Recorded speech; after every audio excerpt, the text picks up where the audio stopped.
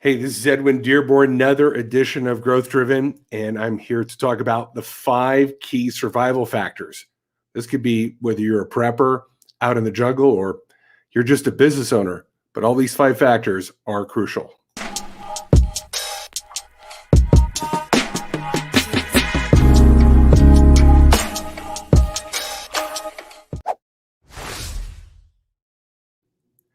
Hey, this is Edwin Dearborn coming to you on another edition of Growth Driven. Today's video / podcast is inspired by a show that I watched last night on YouTube, Survivor Man. And this episode, he was trekking across the Andes in the country of Chile. And he brought up a point that I thought was very apropos, not only for what he was talking about, obviously trekking across the mountains, what are the 5 survival factors, but I wrote them down, put this in a Google Doc, and I'm going to share them with you. These are the 5 survival factors for anything, particularly business. Now, on Growth Driven, this podcast / YouTube series, I talk about business. I've interviewed about 55 business experts. I share my own thoughts on business, marketing, growth. And I felt that this was very apropos to what I talk about here on the show. So here are the 5 survival factors that he went over in his show, Survivor Man. And let's talk about how this could apply outside of the hiking, prepper, stranded out in, the jungle kind of world. The kit you carry, the skill you have, your physical abilities, luck, and your will to live. So number 1 is the kit you carry. Number 2 is the skill you have. Number 3 is your physical abilities. Number 4 is luck. 5 is your will to live. Let's take a look at how this would apply to entrepreneurship or business, because these are very applicable to more than just survival out in the jungle or out in the desert. The kit you carry. So what would be your kit as an entrepreneur? What would be your kit? How could we apply this datum, this first point, to a business owner? The kit you carry. Well, your kit could include your business plan. It could be your physical store. It could be your website, right? These are the actual physical things of your business. But it could also represent the digital assets. This is really your assets. These are the physical assets. Who can you tap into? Your referral sources. This is your business kit, if you will. So your kit would be your tools, your assets, your physical assets that will allow you to actually survive in business. Have you actually assessed? I would refer to this as resources. In strategy, we would refer to these as your resources. So your resources are defined as anything that you own, anything you have access to, anything that empowers you to do better. I've gone over this in other podcasts that your resources can be, the people your digital assets. This is the kit you carry in business. Number 2, the skill that you have. What skills do you have as a business person or in life? One of the things that I've noticed is that as times change, people don't upgrade their skills. There's still people in business that don't know anything about digital marketing. They don't know anything about digital branding. They don't know how to find people with skills with this.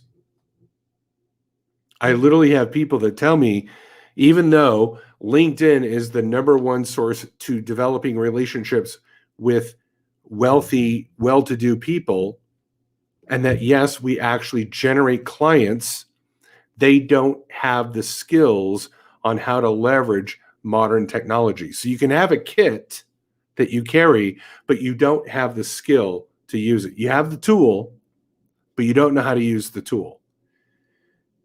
In business, we have to constantly assess what skills do we need, what skills do our team members need, how do we elevate our skill sets?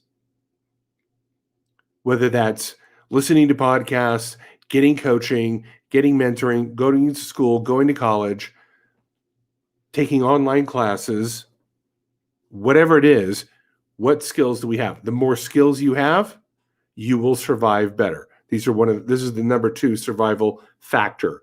Number 3 is your physical ability. Now, yes, when you're out in the jungle or trekking across the Andes, your physical abilities become more prominently important. But how many people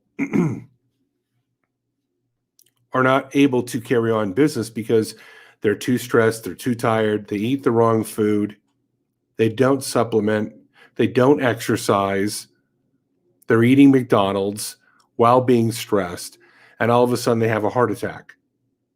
Recently, the CDC came out that almost 80% of the people that either die or are hospitalized with COVID were obese or overweight. So we know, based on CDC data, that people with diabetes and overweight problems, which are mainly self-induced, will make you more susceptible to various viruses. Again, you can check the CDC on this information. So your physical abilities is, do you have the physical ability to work? Are you physically able to think clearly? These physical abilities are so prominent in, survival. Like, on Survivor Man, he was talking about, you get dehydrated, you can't think clearly. Dehydration will actually affect your brain's ability to function.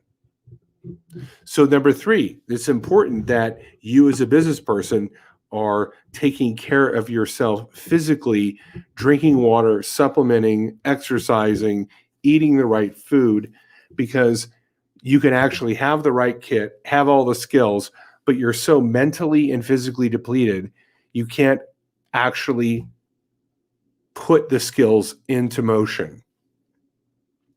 Point number 4, luck. And I think luck, I can see why he added this. At first I was like, how's that a factor? Well, I think there's two aspects to luck. Number 1, things do not always go your way. This is not shocking news. I know this. Life not only has blessings, but there are hazards and bad luck. We hear about this all the time in the news. People that get, something flies out of the sky and it hits them. So bad luck is a factor. But how do you survive bad luck? Well, this is called preparation. This is why people, why we have, money in the bank in case of a rainy day, right? This is why we have an emergency kit in our truck or car in case we break down. This is why we have food storage, particularly in areas that are hit by hurricanes or tornadoes. An exit plan. See, most business people do not have a contingency plan. They only have a plan when things are going well, and then when things don't go well, they don't have a plan. Like when the Rona hit in March of last year, in 2020, how many people had a contingency plan on, here's what we do as a brand in case the world falls apart? Good business people have strategies that also include, this is what we do in case there is a financial emergency or there's a recession.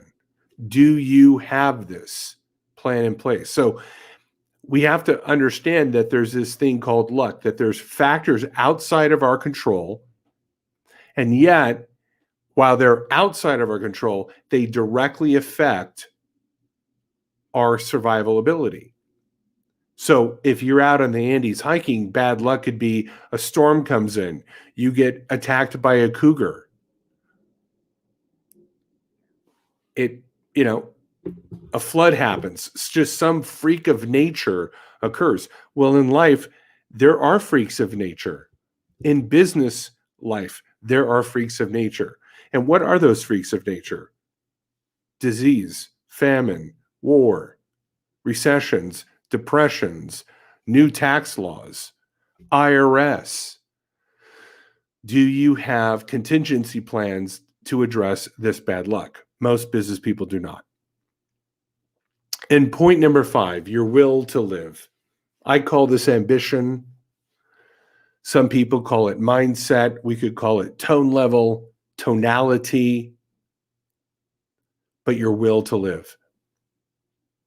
Because when you give up, you and I know that it doesn't matter what's in your kit, what skills you have, how physically able you are, or even if good luck is on your side.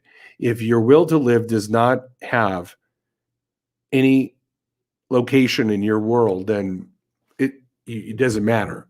Now, let's take a look at all 5. And you're working to improve all 5 within yourself, your business, and your team members. The kit you carry. You're giving them more resources. You're acquiring more resources, the skills you have. You're training yourself. You're training your staff. You're surrounding yourself with skilled people. You're hiring skilled people. Number 3, you're making sure that your physical abilities, your team members' physical abilities are there. They're staying healthy in mind, body, and spirit so that they can perform their duties. Luck. Are you developing contingency plans? Are you preparing for bad luck?